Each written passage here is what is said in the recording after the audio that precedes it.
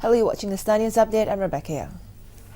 Health Minister Datuk Seri Liow says the public can soon seek medical treatment at private clinics and not worry too much about having to fork out a lot of money from their wallet. He says this is because the government is considering paying a portion of the bill for treatment as private clinics under the proposed healthcare reform plan, which is expected to be ready next year. Liow says his ministry was studying a few models implemented in other countries, such as paying medical bills through deduction from employees' provident fund or a tripartite payment scheme where medical costs would be borne by the patient, his employer and the government. The minister had earlier received a courtesy call from WHO Director General Dr. Margaret Chan and Chinese Deputy Health Minister Wang Guoqiang at his office in Putrajaya. Datuk Abu Hassan Sharif filed an application to stay the November 16 landmark ruling that he was no longer Kota Siputeh assemblyman, that his state seat was vacant and that a by-election must be held. He filed the document and a certificate of urgency at the Court of Appeal Registry Tuesday through his lawyer Abu Bakar Isaramat. Abu Hassan personally affirmed the affidavits at the Commissioner of Oaths counter in Putrajaya at 10 a.m. for this. A similar stay application by Election Commission will be heard at the Court of Appeal at 2:30 p.m. Tuesday.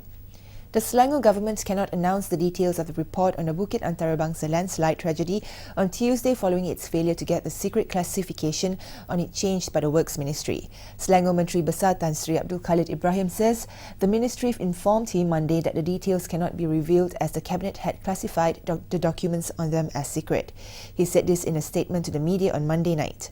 Prior to this, Abdul Khalid had said that details on the tragedy in which 5 people lost their lives after a massive landslide buried their homes in Taman Bukit Mewah, Bukit Antarabangsa near Kuala Lumpur on December 6 last year would be revealed to the public Tuesday.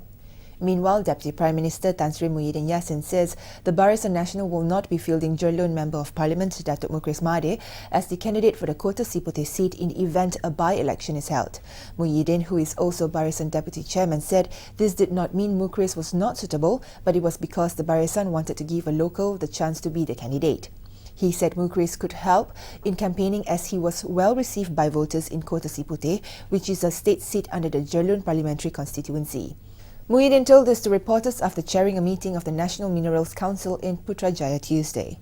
On another matter, the Deputy Prime Minister says the government is sticking to its earlier decision in rejecting the return of former Malayan Communist Party MCP Secretary General Chin Ping to the country. He says the government was sensitive to the sentiments of the people who were still angry over the terrorist acts committed by the communist leader during the emergency years.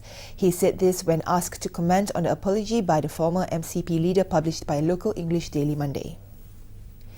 For more updates, log on to thestaronline.tv. I'm Rebecca. Thanks for watching.